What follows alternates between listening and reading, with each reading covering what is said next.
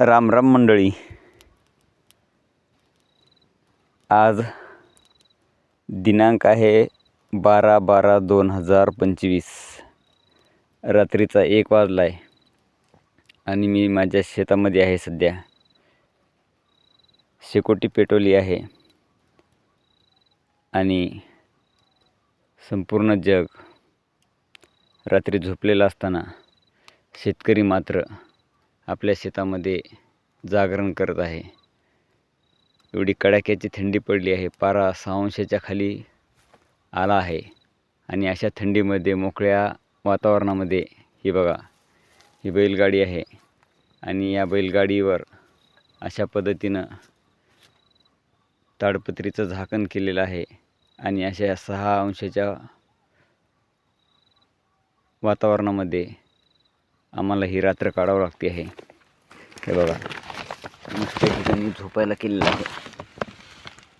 खूप थंडी आहे आणि तुम्ही म्हणताल रात्री 1 वाजता शेतामध्ये अशा उघड्या वातावरणामध्ये झोपायची काय गरज आहे. तर बघा, हे माझ्या शेतातील तुरीचं पीक आहे.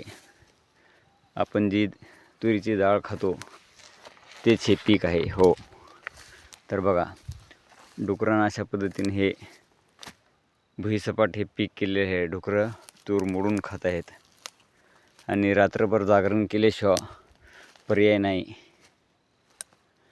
एकतर कोणत्याच मालाला भाव नाही. भाव भेटायची ज्यावेळेस शक्यता असते त्यावेळेस सरकार आयात करतं आणि शेतकऱ्याच्या मानगुटीवर पाय देण्याचं काम करतं. बघा, ही पूर्ण तूर अशी ही रानडुकरांनी भुईसपाट केलेली आहे. मला सांगा, हे 5-6 महिन्याचं पीक आहे आणि 6 महिने शेतकरी या पिकाला अतिशय आपल्या लहान लेकराप्रमाणे जपतो आणि शेवटी ज्यावेळेस त्याच्या तोंडाला घास येतो त्यावेळेस अशा पद्धतीने ही रानडुकरं हे पीक भुईसपाट करतात. मला सांगा, तुम्ही घरी झोपलेले असतात रात्री 1 वाजता रात्रीच्या टाईममध्ये, त्या टाईममध्ये शेतकऱ्याला असं जागरण करावं लागत आहे आणि ह्या पिकाला भाव ठरवतं कोण? व्यापारी ठरवतो.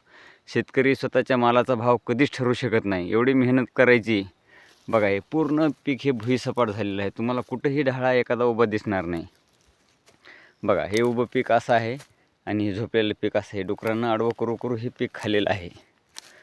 मग मला सांगा, एक तर निसर्ग साथ देत नाही. यावर्षी अतिवृष्टी झाली आहे, त्याच्यामधून कसं तरी पीक आलं आहे, तर ही रानडुकरं असं खाऊन घेत आहेत आणि उरलं सुरलं जे काही हाताला लागन त्याला सरकार, मायबाप आणि हे व्यापारी लोक भाव देत नाहीत. मग जगाला जो अन्न देतो तो शेतकरी जर अडचणीत असेल तर त्याला परमेश्वराने, सरकारने मदत करणं खरंच काळाची गरज आहे. विचार करा मायबाप हो. शेतकरी जगला तर खरंच जग जगेल. विचार करा.